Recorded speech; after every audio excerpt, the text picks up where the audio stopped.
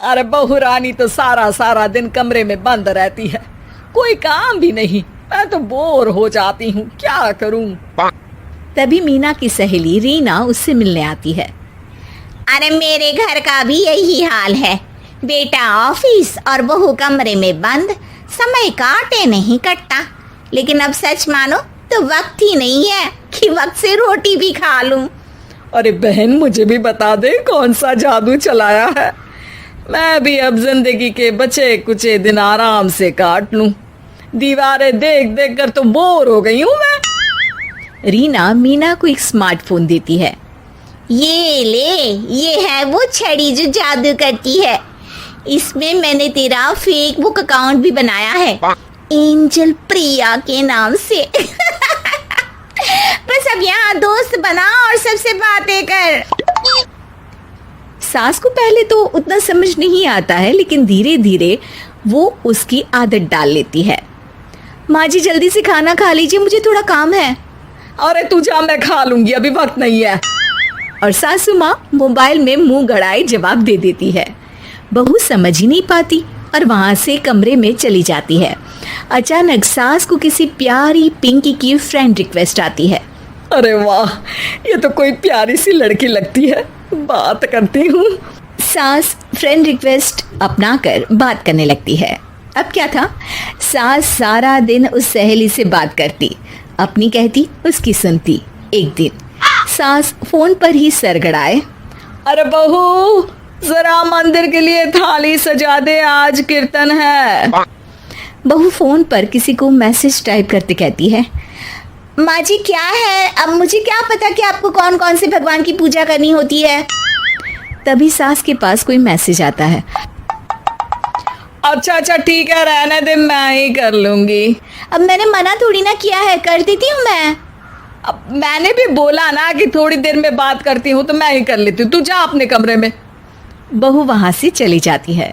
सास मंदिर पहुंचती है और मंदिर की सीढ़ियों पर बैठकर सास फोन पर लिखती है, अरे मेरी बहू सारा दिन अपने कमरे में बैठी रहती है। वहां से रिप्लाई आता है, मैं आपकी बहू को तो जानती नहीं हूँ, लेकिन हाँ एक बात है, हो सकता है आपने उसे ताने दिए होंगे या फिर उसका दिल दुखाया होगा। ऐसा करने पर बहुओं का मन ससुराल से हट जाता है। याद रखिए, बहू और बेटी में फर्क होता है। सास घर जाती है और बहू से बड़े ही प्यार से बात करती है, उसके लिए खाना बनाती है, उसे गिफ्ट में साड़ी भी देती है। जिसके बाद अगले दिन, माँ जी चलिए आज मैं भी आपके साथ मंदिर चलती हूँ, आते वक्त भोले भैया के गोलगप्पे खाकर आएंगे। अरे हाँ बहू, ये तो अच्छा है, चलो। सास मन में सोचती है कि उसकी फेक बुक वाली दोस्त कितनी अच्छी है। उसके समझाने से उसे उसकी बहू वापस मिल गई। वो बहू को अपनी दोस्त के बारे में बताने का सोचती है, लेकिन फिर चुप हो जाती है। बहू फोन पर टाइप करती है, मेरी सास मुझे नौकरानी समझती है, एक गिलास पानी तक खुद नहीं लेती। मन तो करता है कि बोल दूं, मैं बहू हूँ, कोई नौकरानी नहीं।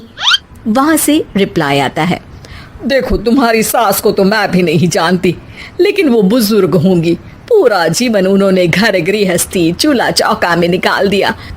और फिर तुम ये भी मत भूलो कि जिस पति पर तुमको इतना गर्व है, उसे भी शिक्षा उन्होंने ही दी है। तो जिसने तुम्हें इतना दिया, क्या तुम उनकी थोड़ी सी सेवा नहीं कर सकती? बहू भी अगले दिन से सास का सारा काम करती, उनके पैर दबाती, उनका ख्याल रखती, उनके साथ घूमने जाती। एक दिन सास, बहू ये लो मेरा हीरे का हार। पहले तो सोचा था कि अपनी बेटी को दूंगी, लेकिन आज जब मेरे हाथ पैर में दर्द था तो तुम मेरा साथ दे रही थी। समय पर खाना पानी देकर तुमने ही मेरा बुढ़ापे में साथ दिया। उसके हिस्से का बहुत कुछ मैं उसे दे चुकी हूँ, लेकिन ये अब तेरा। बहू तो ये देखकर खुशी से उछली जाती है। वो सास को गले लगाकर कहती है, माँ जी आप सच में बहुत अच्छी है। भला हो उस एंजल प्रिया का जिसने मुझे आपसे वापस मिलवा दिया, वरना मैं तो हमेशा आपको गलत ही समझती। मैं तो सोचती थी काश वो एंजल प्रिया मेरी सास होती। क्या नाम लिया बहू? एंजल प्रिया तेरी फेक बुक फ्रेंड है? हाँ माँ जी, वो बहुत अच्छी हैं। उन्होंने ही मुझे बताया कि सास की कीमत क्या होती है। अरे बहू, कहीं तू प्यारी पिंकी तो नहीं? जी माँ जी, मैं ही हूँ प्यारी पिंकी। क्यों? सास बहू को गले लगाकर कहती है। मैं भी यही सोचती थी कि काश प्यारी पिंकी मेरी बहू होती। शुक्रिया बहू। सासू माँ, शुक्रिया तो हम दोनों को फेसबुक और सोशल मीडिया का करना चाहिए, जिसने हम दोनों को एक दूसरे से दिल से मिला दिया। अब तक दोनों को समझ आ गया था कि जो खुशी वो बाहर ढूंढ रहे थे, सच में तो वो उनके घर में ही थी।